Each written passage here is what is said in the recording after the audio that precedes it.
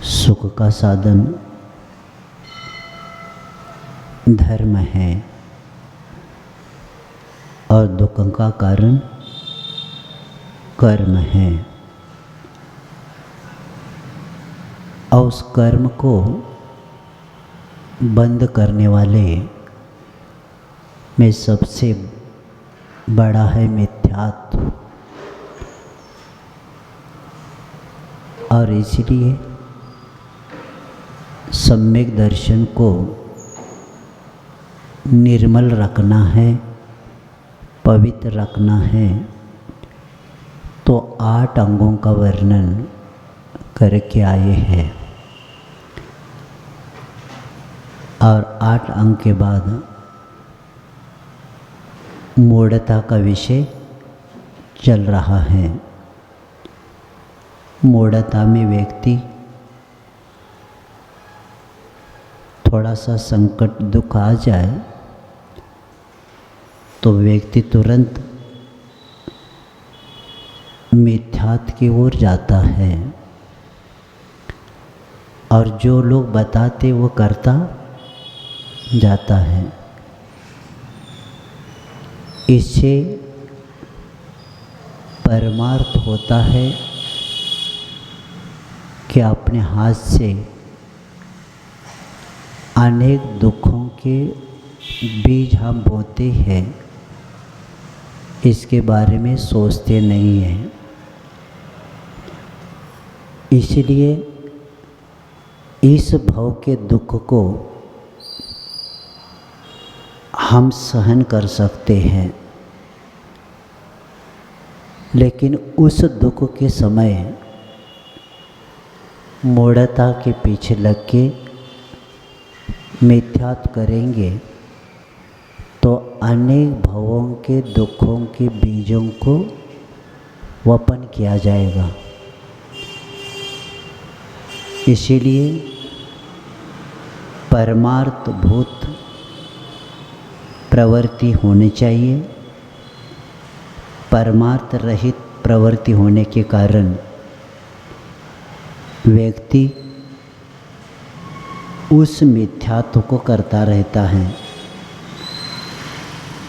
लोक मूढ़ता के बाद देव मूढ़ता का वर्णन चल रहा है। जैन धर्म में 2 प्रकार के देव होते हैं।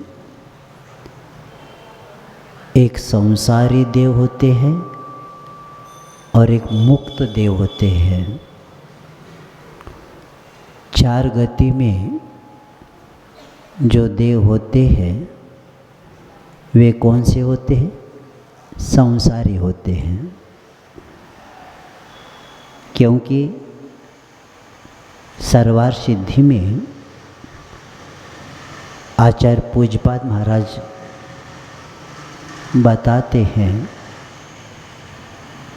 कि देव किसे कहते हैं। 4थे अध्याय में देवास चतुर्निकायाः,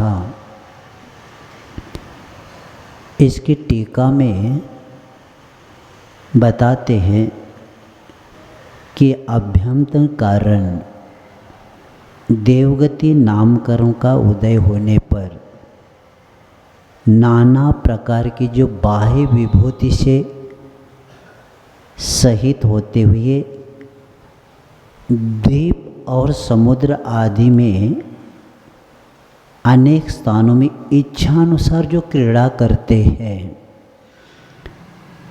ये शब्द इसमें महत्वपूर्ण है। द्वीप समुद्र आदि में अपनी इच्छा के अनुसार क्रीड़ा करते उसको देव बोलते हैं। और क्रीड़ा करने वाला असंयमी होता है और असंयमी वंदनीय पूजनीय नहीं होते।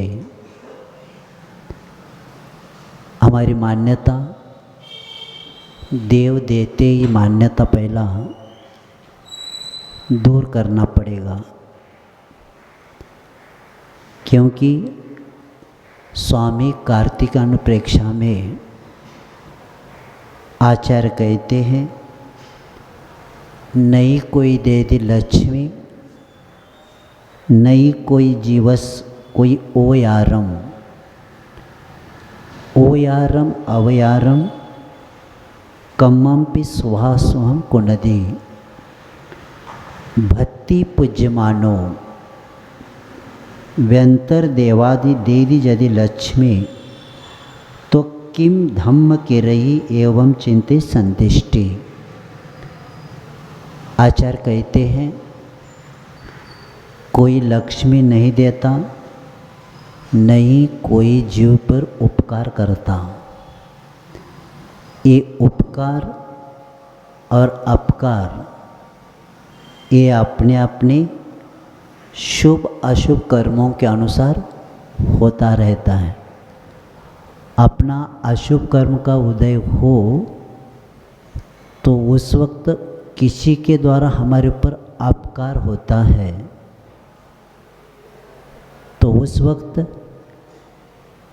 उस कर्म के उदय के कारण उसको हमें सहन करना ही पड़ता है।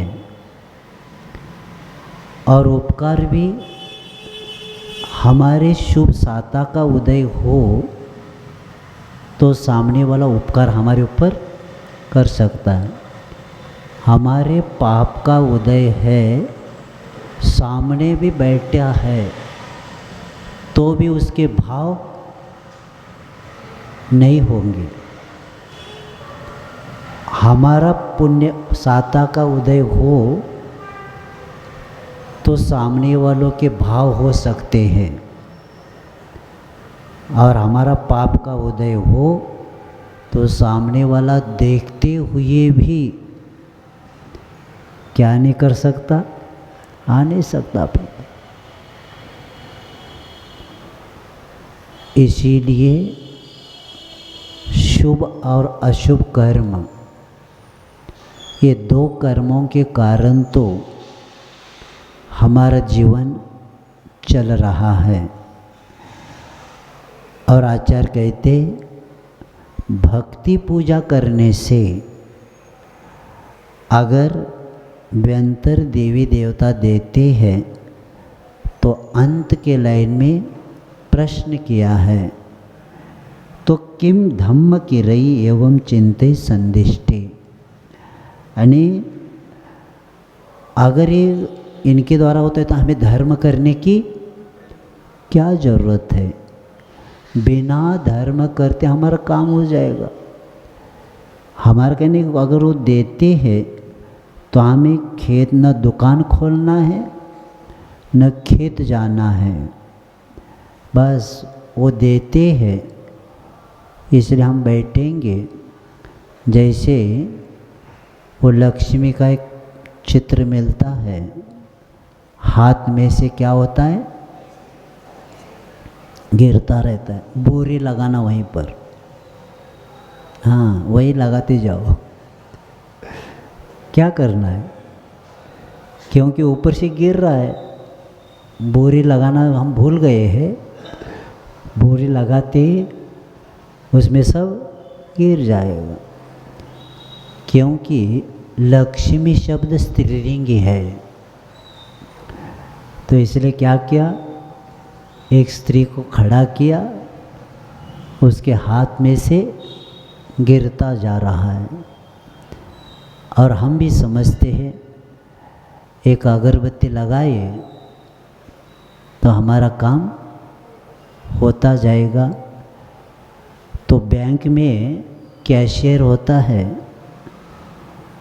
उसके पास तो बहुत होता है, एक अगरबत्ती ऐसे क्योंकि भरा हुआ है वो एक अगरबत्ती लगाया, ऐसे करते करते ऐसा भी किया, और हमारे घर तक ये पहुंच जाएगा क्या। तो इसीलिए ये सब अज्ञानता है हमारी। इसलिए आचार्य कहते हैं, सुख और दुख कर्माधीन होता है, दैवाधीन नहीं होता। सुख और दुख क्या है? कर्माधीन है, कर्मों के अधीन है, दैवाधीन नहीं है। और इसीलिए ऐसी रागी द्वेषी की उपासना करेंगे तो क्या हो जाएगा? संसार का ही विकास हो जाएगा। और संसार का विकास होना ही दुख के साधन को बढ़ाना।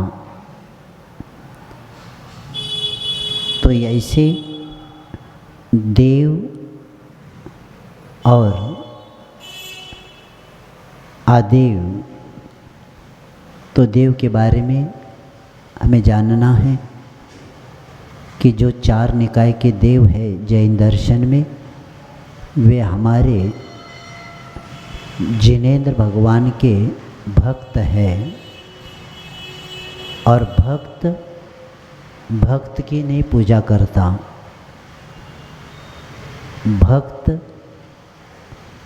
अपने साधर्मी भक्त से व्यवहार समाचार करता है, जय जिनेंद्र तक करता है, एक दूसरे को अर्घ्य नहीं चढ़ता। क्योंकि अर्घ्य चढ़ाने का लक्ष्य है अनर्घ्य पद के लिए। 2 शब्दों को समझेंगे, अर्घ्य और अनर्घ्य। अर्घ्य यानी अष्ट द्रव्य के मिश्रण को अर्घ्य बोलते हैं। अर्घ्य यानी जिसका मूल्य होता है। अर्घ्य यानी क्या? जिसका मूल्य होता है। तो मैं अर्घ्य चढ़ा के अनर्घ्य पद की इच्छा करता हूँ। अनर्घ्य यानी अमूल्य पद, अमूल्य यानी शाश्वत सुख देने वाला अंतिम पद जो है मोक्ष, उसके लिए क्या करते हम लोग? अर्घ्य चढ़ाते हैं। क्योंकि पहले अर्घ्य में भी हमने कहा जन्म जरा मृत्यु विनाशनाय, बाद में अष्ट कर्म दुष्ट कर्म नष्ट हो जाए और एक चढ़ाया, बाद में मोक्ष फल के लिए भी और एक चढ़ाया, और वो होने के बाद एक अर्घ्य और अनर्घ्य पद के लिए और चढ़ाया। क्योंकि ये उनके सामने हमने चढ़ाया कि जिन्होंने प्राप्त किया और जिनके पास प्राप्त करने का साधन है उनको चढ़ाया। तो कौन आते इसमें?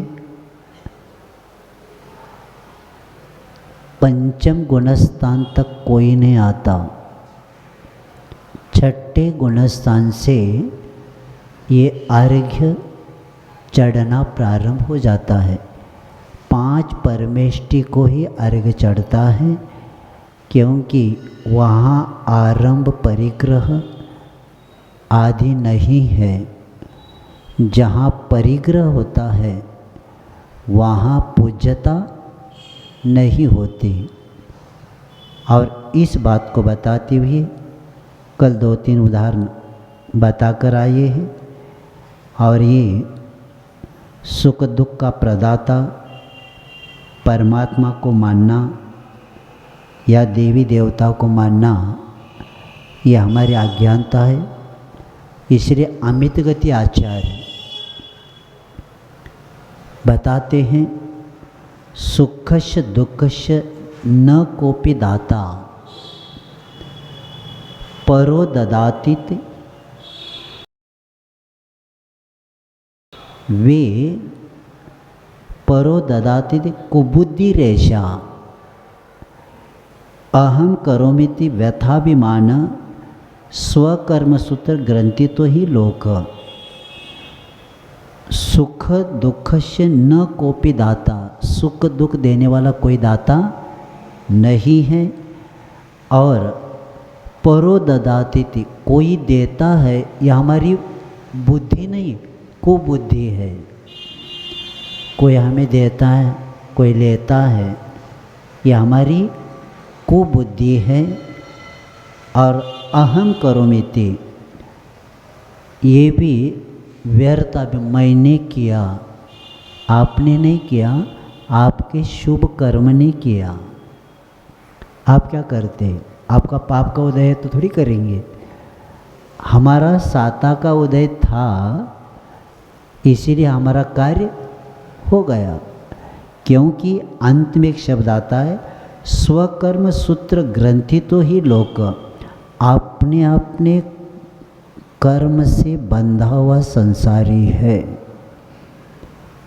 प्रत्येक जीव का कर्म अलग अलग ही रहता है। और इसीलिए यहाँ बताया जा रहा है कि उपासना करते समय कोई इच्छा करके हम उनको ये करेंगे तो कार्य नहीं हो सकता।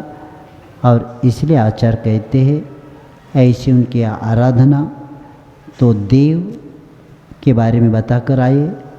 और देख लेना जन्म भी कैसा होता है, कभी अकाम निर्जरा करे, भवन त्रिक में सुरत न धरे। अने अकाम निर्जरा करने वाला जीव कहाँ चला गया? भवन त्रिक, भवनवासी व्यंतर ज्योतिष में। जो अकाम निर्जरा करने वाला देवगति जाता है, क्या उसके द्वारा हमारा कल्याण होगा क्या? और छड़ाला में पहले ढाल के अंतिम छंद में आया है, जो विमानवासी होता है सम्यक दर्शन विन दुख पाए, तहते चय थावर तन धरे, यो परिवर्तन पूरे करे। पहला भवनवासी व्यंतर ज्योतिष को बताया, तो विमानवासी जो बचा था वो अंतिम छंद में बता के छड़ालाकार कहते हैं कि विमानवासी होने के बाद भी सम्यक दर्शन के अभाव में दुख को प्राप्त करके कहाँ जाएगा? तहते चय थावर तन धरे, एकेंद्रीय हो जाएगा वो मिथ्यात्व के कारण। और इसी तरह द्रव्य, क्षेत्र, काल, भाव और भव, ये 5 परावर्तन वह जीव करता है। छड़ालाकार ने निगोद से यात्रा पर प्रारंभ करवाई है। बहुत अच्छा विषय है। संसार से भयभीत होने के लिए छड़ाला का पहला जो ढाल है इतना महत्वपूर्ण है। और ये भी याद रखना, ये इतिहास दूसरों का नहीं, ये प्रत्येक जीव का है। एकेंद्रीय से लेकर पंचेंद्रीय चारों गति का वर्णन इतना सुंदर किया है, क्योंकि संसार से भयभीत हुए बिना वैराग्य होता नहीं। दुखों को जब हम पढ़ते हैं, पढ़ने के बाद ज्ञात हो जाता है हमने कहाँ कहाँ जाकर क्या क्या भोगा। और इसीलिए दोपहर को इसको क्लास को भी शुरू किया है। बहुत अच्छा विषय, क्योंकि ये विषय सामने रखेंगे ना तो पाप से बचेंगे। कौन से पाप करने के बाद व्यक्ति कहाँ चला जाता है और दुखों को कैसे भोगना पड़ता है, और भोगने के लिए 50-60 साल नहीं, सागरोपम आयु तक भी क्या करना पड़ता है? भोगना पड़ता है। और निगोद में गया तो हो गया। निगोद शब्द बता रहा है, निश्चय से अनंत जीवों को अपने में स्थान देता है, उसको निगोद बोलते हैं। निगोद, नियम से गोद आने स्थान, यानी नियम से अपने अनंत जीवों को जो स्थान देता है उसको आज दोपहर की क्लास में आने वाला है विषय। अनंत जीवों को अपने भी स्थान देता है, उसको क्या बोलते, निगोद। तो निगोद से यात्रा जब पढ़ते हैं तो इतना डर लग जाता है कि कहीं कोने में जाकर बैठ जाओ अब शांति से, कुछ होने वाला नहीं, कितना भी उठक बैठक करो कुछ मिलने वाला है ही नहीं। तो ऐसे किए हुए कर्म भोगना अपने को ही पड़ता है, और इसीलिए हमें जो कुछ मिलता है अपने कर्मों के अनुसार ही मिलता है। और इसीलिए श्रद्धान हमारा निर्मल बने और इसीलिए सच्चे देवगुरु शास्त्र के ऊपर ही हमारा क्या होना चाहिए, श्रद्धान होना चाहिए। तो ये देव और अदेव जिनकी पूजा करने से पीपल का वृक्ष है, वट का वृक्ष है, आंवले का वृक्ष है, तुलसी का वृक्ष है, और गाड़ी है, कुआं है, नदी है, ये आदि क्या है, ये अदेव है। इसकी भी कई लोग क्या करते, अज्ञानी लोग पूजा करके गाड़ी की भी पूजा करते, खरीदी करके लाते हैं और क्या करते, हेनरी फोर्ड इतना बड़ा कारखानदार जिनके यहाँ हज़ारों गाड़ियाँ निकलती, वो पूजता नहीं, वहाँ से हम नंबर से हमारा एक गाड़ी आ गई उस गाड़ी को पूज लेते हैं और आंखें बंद करके ऐसी श्रद्धा के साथ उसको लगाते। तो मैंने सोचा ऐसे क्यों करते हैं कि हाँ कभी कभी रात को ज़्यादा पी तो बिना दुर्घटना से घर तक आ जाए हम क्योंकि गाड़ी है वो, और ऐसी गाड़ी की पूजा करते हैं। तो ये किस में आता है, सब आदेव में आता है। अन्य और भी जगह है कि अन्य जगह कहाँ कहाँ जाते पता नहीं, भीड़ है इसलिए हम भी जाते, पूछा जाए वहाँ क्या है, उत्तर है ही नहीं। एक प्रसंग दक्षिण में सुना था और एक देखा था भी, एक गांव में मैंने शिविर लगाया था मैंने, और वहाँ के युवक अच्छे जुड़े थे। तो एक युवक ने बताया, मैंने कुछ बताया अदेव के बारे में, तो उन्होंने कहा महाराज हमारी भी ऐसा हुआ है। ये हुआ था कि छोटा सा ग्राम है तो ग्राम पंचायत होती है वहाँ, तो लोग क्या करते लघु शंका के लिए वहाँ जाते थे, वहाँ लिखा था या लघु शंका न जाइए, तो भी जाते थे। तो बच्चों ने क्या किया कि सुबह उठ के एक पत्थर को लाल लगा के रख दिया, जो भी आता है देख के, एक दो व्यक्ति ने एक दो फूल भी डाल दिया।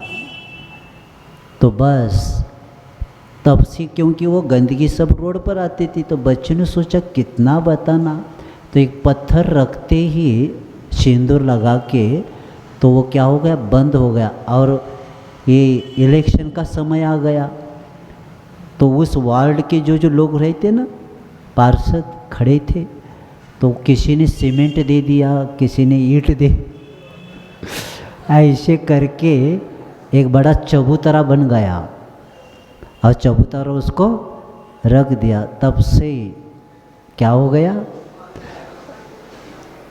पानी भी डालने लगे और उसको पूजने लगे। इसको बोलते हैं अदेव, कुछ है ही नहीं, कुछ पता है ही नहीं। आचार्य महाराज जी ने एक उदाहरण बताए थे, जब आचार्य महाराज अजमेर में थे तो एक दक्षिण की एक महाराज यात्रा करते करते पहुंच गए, तो आचार्य महाराज ने कहा मुझे उस महाराज ने दक्षिण का भी एक संस्मरण सुनवाया था। तो ये था बहुत अच्छा संस्मरण। प्रधान को संकेत आ गया कि आज राजा युद्ध से लौट रहे हैं विजय प्राप्त करके, तो पूरा नगर साफ सुथरा किया। जो मेन मार्केट था उसको भी, उस मार्केट में से हाथी पर से क्या आने वाले थे, राजा की सवारी आने वाली थी, तो सब साफ सुथरा करते हैं। और इतने में जब वो सवारी मार्केट में आ गई, इतने में कुत्ते ने गंदगी करके चला गया। अब सबको, अब प्रधान को प्रश्न आ गया और प्रधान ने कहा था भीड़ नहीं करना, अपने अपने आंगन में खड़े रहकर पुष्पवृष्टि करना, क्योंकि भीड़ बहुत हो गई है।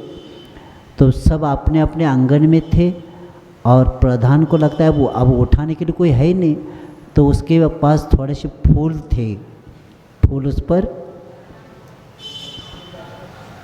डाल दिया।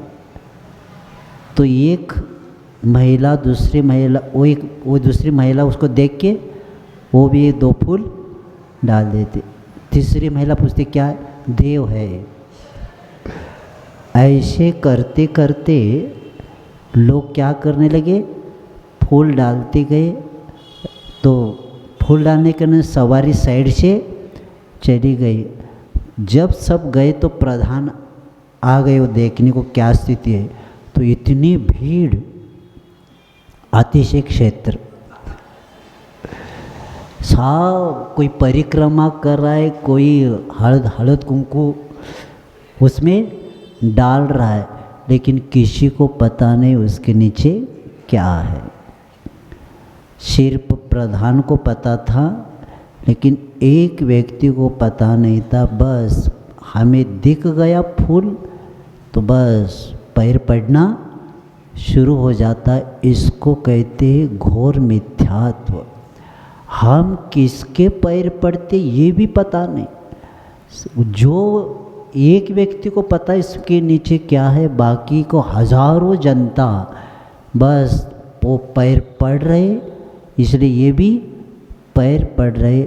इसीलिए कहा जाता है जिस भी देव को हम पूजते हैं उनके माता पिता कौन, उनको हम क्यों पूजना, पूजने से क्या मिलने वाला है, ये प्रश्न उठना चाहिए।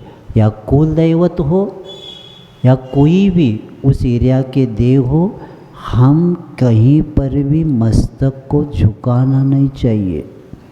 और ये दुख का कारण यही है क्योंकि उपासना करना है तो विवेक चाहिए, उपासना करना है तो विवेक चाहिए।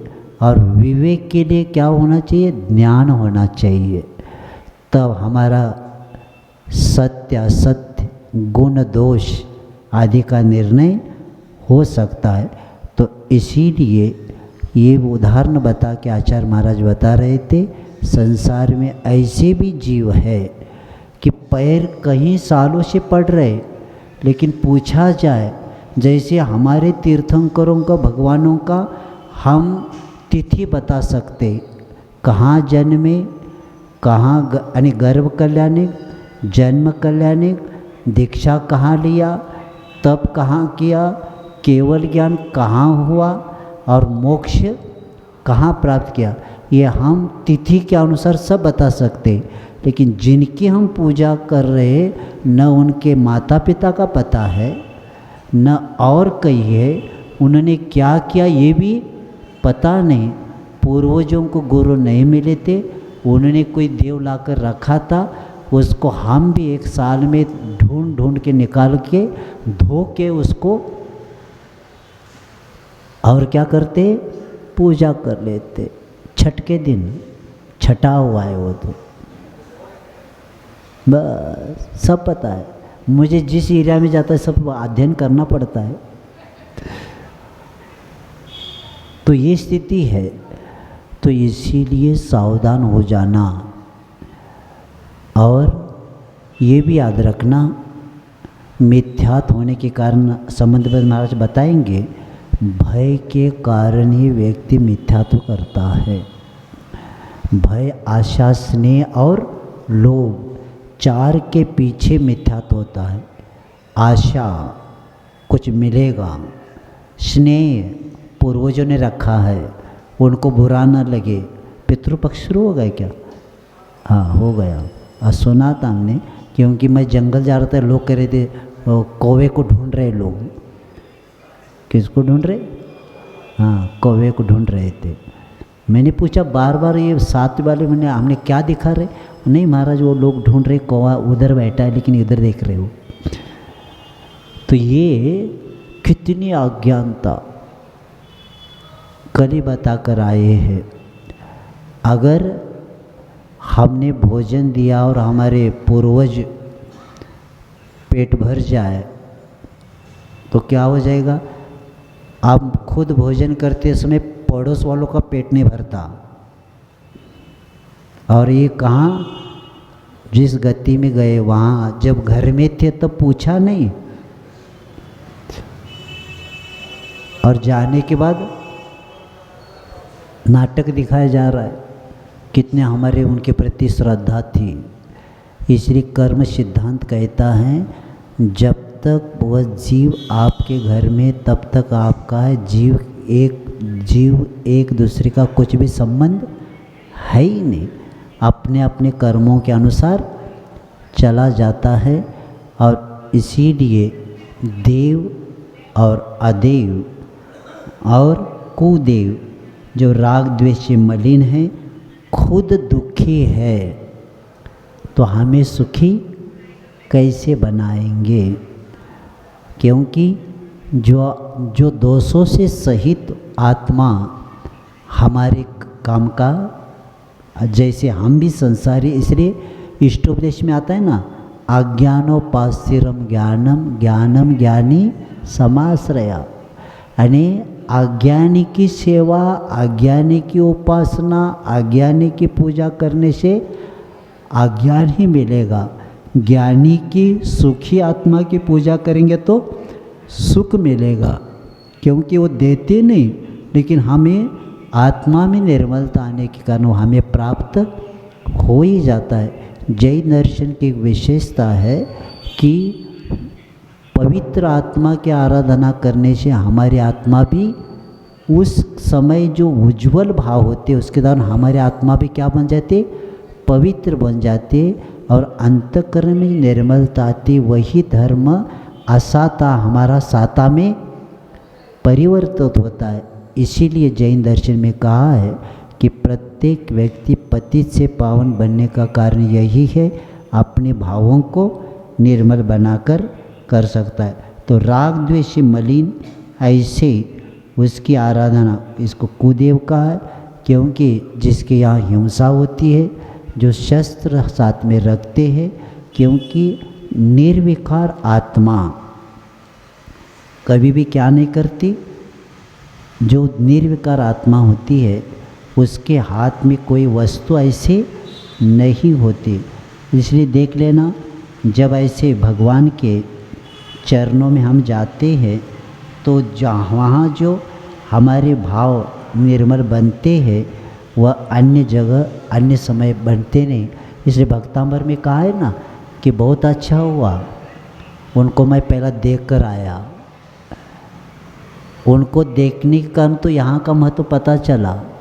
वहाँ का वो मुकुट, वहाँ का चकाचौंध, मन स्थिर नहीं होता था, और आपको देखते मेरा मन स्थिर एकाग्र क्यों हुआ? क्योंकि आपके वीतराग को देख के मेरी आत्मशक्ति केंद्रित हो गई, और उनको देखने के बाद हमारी शक्ति बिखर जाती थी। इसीलिए चकाचौंध हमारे सामने दिखता था।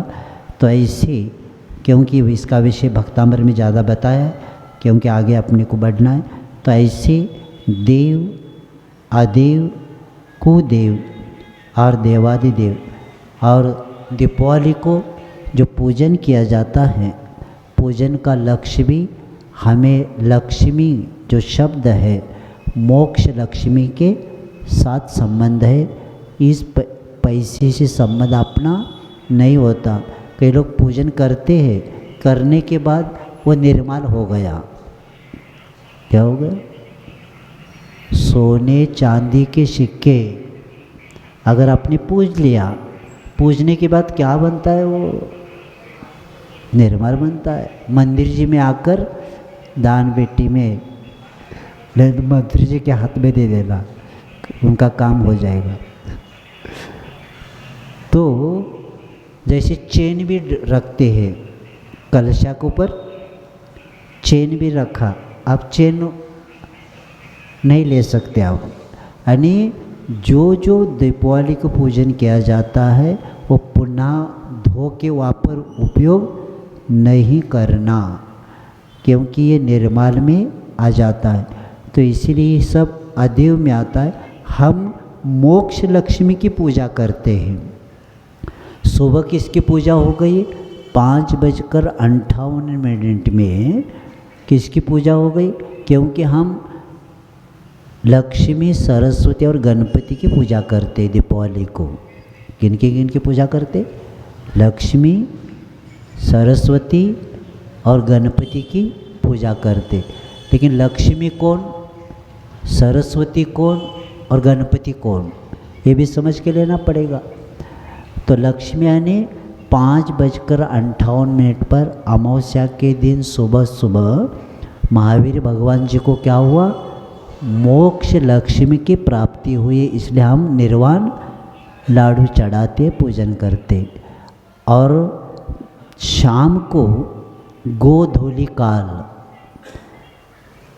यानी गाय जब दिन डूबते समय लौटती है, उसके पैर के द्वारा क्या होता है? धूलि उड़ जाती है। उसी समय गौतम गंधर्व जी को केवल ज्ञान की प्राप्ति हुई। इसलिए सुबह निर्वाण लाडू और शाम को हम दीपक लगाते, दीपावली। दीपावली का अर्थ क्या? दीपावली यानी दीपों की कतार, लाइन, उसको क्या बोलते? दीपावली। तो हम गौतम गंधर्व जी का जो केवल ज्ञान उनको प्राप्त हुआ, इसलिए हम क्या करते कि शाम को दीपक लगा के, ये जैसे दीपक हमने लगाया तो वैसे ही हमारे जीवन में मिथ्यात्व या अज्ञान रूपी अंधकार क्या हो जाए?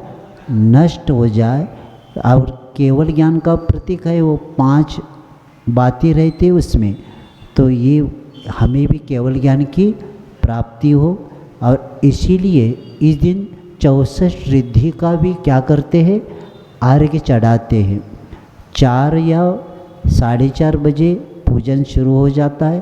पहला स्वस्तिक निकाला जाता है, उस पर 16 पंक्ति रखते हैं दीपक। कितने? 16 रखते। और हर इसमें किनकी इतनी बाती रहती है? 4-4 बाती रहती है। ये 16 ने क्या? 16 करण भावना। 16 दीपक क्या किसका प्रतीक है? 16 करण भावना है। और उसमें 4-4 बातें यानी कितने हो गया? 64। तो 64 प्रत्येक घर में ये पूरा परिवार बैठ के क्या करना चाहिए? स्वस्तिक निकाल के चावल से बीच में रेहल रख के या कुछ करके उसमें शास्त्र रखा जाता है। जिनवानी माता को उसमें रख के पूरा परिवार बैठ के क्या करते हैं? इसको पूजन गौतम गंधर्व जी की होती है। सुबह महावीर भगवान जी के हो गए, तो यहाँ गौतम गंधर्व जी के पूजन, और पूजन के बाद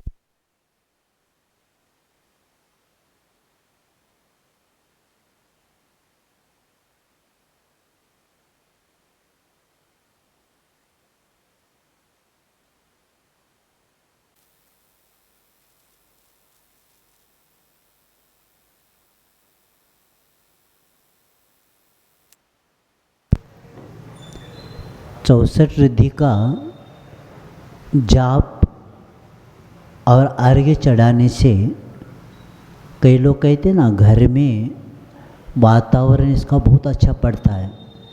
तो क्या करना चाहिए कि साल में एक बार ये पूजा होने से घर में जो जो हमें विकल्प रहते हैं, शांति चाहिए हमें परिवार में, उसका माहौल इस 64 रिद्धि के मंत्र के द्वारा बनता है। अलग से पूजन करने की ज़रूरत नहीं पड़ती। इसीलिए पूरे परिवार बैठ के क्या करना चाहिए, ये पूजन करके, ये दीपावली की पूजन परिवार के लिए, अपने लिए बहुत महत्वपूर्ण है। और 64 रिद्धि का मंत्र बोल के क्या किया जाता है, अर्घ्य चढ़ा जाता है। तो इस तरह ये गणपति गणधर, तो ये विनय पाठ में आता है ना, जो आपकी स्तुति के गणपति थके, आता है ना। और विनय पाठ में कहा आता है, इंद्रादिक गणपति थके कर आपकी, हाँ कर विनती भगवान। अब देखो, इंद्र यानी देवलोक और गणपति यानी गणधर, यानी इंद्रलोक और गणपति यानी गणधर भी थक जाते हैं आपका क्या करने, स्तुति आदि करते करते। यानी गणपति, गण यानी मुनि के समूह को गण कहते हैं, मुनि के समूह को गण कहते, और उनके जो प्रमुख होते उसको गणपति, उसको गणपति बोलते। गणपति यानी गौतम गंधर नमो ऋषभ सेनादि गौतमांत्य गणेशिन। एक सूत्र आता है, नमो ऋषभ सेनादि गौतमांत्य गणेशिन। ऋषभ सेन से कौन, पहले आदिनाथ भगवान की कौन थे, पहले उनके गणधर नमो ऋषभ सेनादि, ऋषभ सेन से लेकर गौतम गंधर तक गणेशन, इन गणेशों ने गंधर्वों को मैं क्या करता हूँ, नमस्कार करता हूँ। इसलिए गणपति शब्द, क्योंकि हिंदू समाज में भी मैंने कई ग्रंथ देखा है कि गणपति दिगंबर थे। चाहे तो मैं कल कौन से शास्त्र में मैं भूल गया, आज मैं लगाने आज विषय आया था, तो कल मैं बताऊंगा कि वे दिगंबर थे और सुंदर मुख वाले थे, और इन्होंने यही यानी गणधर, गणेश ही गणधर है, गण के ईश, गणेश यानी क्या, गण के ईश यानी प्रमुख, उनको गणेश बोलते हैं। गणधर कहो, गणेश कहो और गणपति कहो, ये सब एकार्थवाचक है। और ये दिगंबर गणधर यानी भगवान जो हमारे गंधर है उन्हीं के साथ ही होता है। तो ऐसे इन्हीं लिए हम क्या करते, दीपावली को लक्ष्मी, सरस्वती और गणपति यानी गणधर की पूजा करते। और ये करके हम हमारे इस शासन में जहाँ जन्म हुआ है, महावीर भगवान का शासन होने के कारण हम महावीर भगवान की क्या करते, दीपावली को पूजा कर देते। तो हाँ, वो तो स्मरण, लेकिन उसके सामने शास्त्र रखना, दोष नहीं लगेगा। एक बार चर्चा हुई थी, तो क्या करना, तो वो रखा है, वो याद दिलाने के लिए सिर्फ रखा है, लेकिन हम वंदना किसकी करेंगे, सामने शास्त्र की वंदना करेंगे। और अर्घ्य भी, क्योंकि अर्घ्य भी चढ़ाना है आपको, तो इसके सामने तो हम अर्घ्य नहीं चढ़ा सकते, सिर्फ फोटो के सामने, तो उसके सामने शास्त्र रखेंगे तो क्या हो जाएगा, अर्घ्य किसके लिए होगा, या शास्त्र के लिए हो जाएगा। इसलिए शास्त्र सामने रखना, ये सिर्फ महावीर भगवान को स्मरण करने के लिए एक चित्र है, गुरु का एक चित्र है, लेकिन वो पूजनीय नहीं होता। लेकिन सामने शास्त्र रखेंगे तो उसमें अपने को दोष नहीं लगता। तो इस तरह यहाँ देव आदेव कुदेव को विषय होकर देवादिदेव का विषय पूर्ण हो गया। और ऐसे उस देव मूढ़ता का विषय पूर्ण होके अब कहते हैं आगे कि पाखंडी मूढ़ता, गुरु मूढ़ता के बारे में बताया जा रहा है। सग्रंथारंभ, इसको हो गया क्या पूरा, पूरा नहीं हुआ क्या? हो गया ना? आणि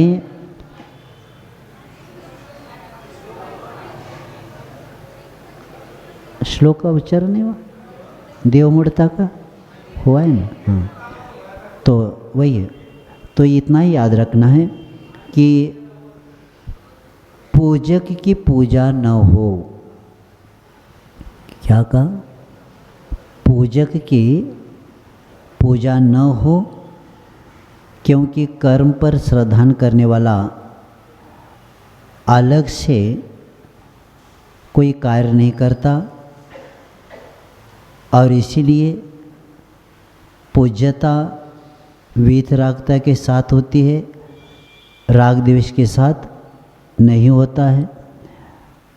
और वेदी जैसे जैन दर्शन में गुणों की पूजा होती है, और मुख्य गौण को अपने को समझना है। और इसी के कारण जो पांडव है बताकर आए हैं, बाकी के जैसे रामचंद्र जी के बारे में थोड़ा बताना चाहता हूँ कि हम जब तक रामचंद्र जी थे घर में, तब तक महान पुरुष के रूप में हम उनको स्वीकारते। शस्त्र नहीं तो लगेगा, शस्त्र स्त्री वाले देव नहीं होते। तो उनके लिए उत्तर बताया जा रहा है कि ये महापुरुष में आते हैं, क्योंकि रघुपति राघव राजा राम, ये राजा है।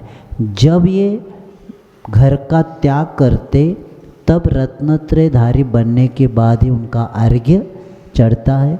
महावीर भगवान 29 साल ऊपर कुछ महीने हैं, यानी 30 साल तक घर में रहे, लेकिन एक भी अर्घ्य नहीं चढ़ा, क्योंकि कपड़े में असंयम होता है। घर का त्याग दीक्षा लेते उनका अर्घ्य चढ़ना होता है। इसलिए जैन धर्म में परिग्रह के साथ वंदना नहीं होती, क्योंकि परिग्रह असंयम के साथ होता है। तो इतना अपने को ज़्यादा उससे बताने की ज़रूरत नहीं। और कभी भी पंथ का आग्रह हो जाने के कारण अब हम देखते हैं कि सच्चे देव के ऊपर भी विश्वास नहीं रख रहे हैं पंथ को लेके, क्योंकि पथ की चर्चा नहीं होती, पंथ की होती है। और धर्म का निर्णय पंथ से होता नहीं, धर्म का निर्णय तत्व से होता है। हमें स्मरण में आता है, श्रवण बेलगोला की यात्रा में गए थे, तब सब महाराज हम बैठे थे, भट्टारक जी बैठे थे। तो चर्चा चलते चलते उन्होंने बताया कि महाराज उत्तर प्रदेश में ज्ञानी लोग बन गए, दक्षिण में ज़्यादा क्यों नहीं बने। उसका कारण बताते उन्होंने बताया कि जीवकांड कर्मकांड की रचना श्रवण बेलगोला में नेमिनाथ मंदिर जी में बैठकर नेमिचंद्र महाराज जी ने उसकी रचना किया, लेकिन वो कन्नड़ में हुआ, लेकिन अभी अभी अनुवाद हुआ उसका। लेकिन उत्तर वाले वो बता रहे थे, विद्वान आकर कन्नड़ वाले को बैठा के, हिंदी वाले बैठा के उन्होंने अनुवाद करके लेके उन्होंने छपवाया, लेकिन हम अभी तक नहीं छपवाए थे। अभी छपवाए बाद में उन्होंने कहा एक शब्द, गुणस्थान के बिना पूज्य अपूज्य का निर्णय नहीं होता। समझ में आ रहा है? गुणस्थान के बिना पूज्य और अपूज्य का निर्णय नहीं होता, क्योंकि गुणस्थान ही बताता है इनके पास कितने गुण हैं। 5 गुणस्थान तक परिग्रह है। ऐलक जी के पास लंगोट, आरिका के पास वो साड़ी है ही, ऐलक जी के पास भी सिर्फ लंगोट है, तो भी उत्तम श्रावक में ही आते हैं, साधु परमेष्टि में नहीं आते। इसलिए उनका अर्घ्य नहीं चढ़ता, न उनकी पूज्यता होती।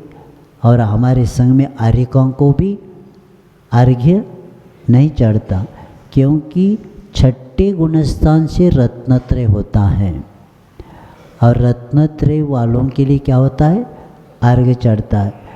तो पहले गुणस्थान मिथ्यात्व से लेके चौथे गुणस्थान तक अविरत रहते हैं, लेकिन चौथे गुणस्थान में आने वाला अविरत सम्यक दृष्टि बनता है। पांचवे वाला संयम को प्राप्त करने वाला होता है।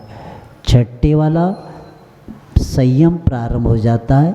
12वें गुणस्थान तक मुनि रहते हैं और 13वें गुणस्थान में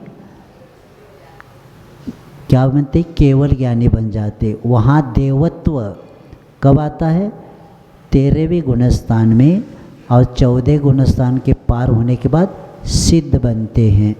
तो इसीलिए गुणस्थान के बिना पूज्य अबुझ का निर्णय नहीं होता।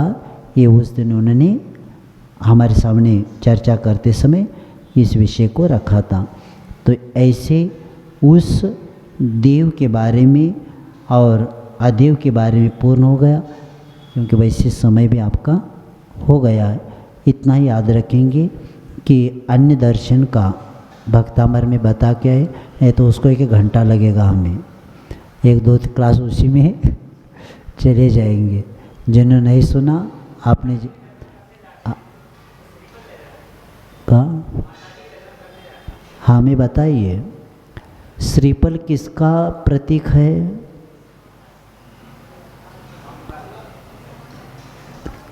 मोक्ष फल किसका प्रतीक है? क्या कहाँ चढ़ाते? अष्ट कहाँ चढ़ाते? 8 द्रव्य में नारियल कब चढ़ाते? श्रीफल कब चढ़ाते? मोक्ष फल। अब जिन्होंने स्त्री पर्याय को तो मोक्ष होता नहीं, तो कैसे चलेगा? इसीलिए बहुत अच्छा है, प्रसंग के अनुसार प्रश्न है आपका। याद रखेंगे कि सिर्फ रत्नत्रयधारी के लिए ही श्रीफल चढ़ता है, अन्य जगह नहीं चढ़ता। क्योंकि इसलिए नहीं चढ़ता कि लक्ष्य हमारा मोक्ष है, और जो मोक्ष के साधन जिसके पास है और जिन्होंने प्राप्त किया उन्हीं के सामने चढ़ता है, बाकी के सामने तो नहीं चढ़ता। तो इस तरह ये आज ये पूर्ण विषय हो गया है। बाकी का विषय कल अपना गुरु मूढ़ता को लेके करना है, क्योंकि उपासना करते समय वरदान प्राप्ति की दृष्टि से जो भी क्रिया की जाता है ये कार्यकारी नहीं है, क्योंकि अपने कर्मों के अनुसार ही मिलता है। इतना याद रखेंगे। समय आपका हो गया।